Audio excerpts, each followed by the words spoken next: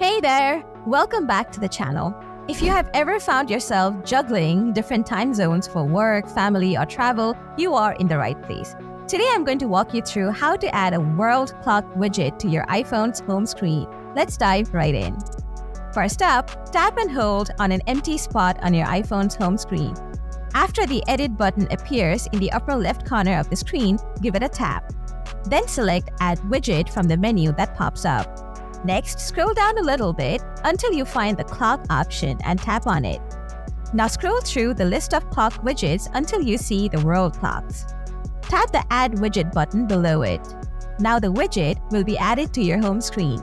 If you would like, you can resize it by dragging from the lower right corner of the widget. Pretty handy, right? So there you have it, adding a world clock widget to your iPhone home screen made easy. If this video helped you out, don't forget to hit that like button. Want more tips and tricks for your iPhone? Be sure to subscribe to the channel because I've got plenty more coming your way. Thanks for tuning in, and I'll see you in the next one. Take care.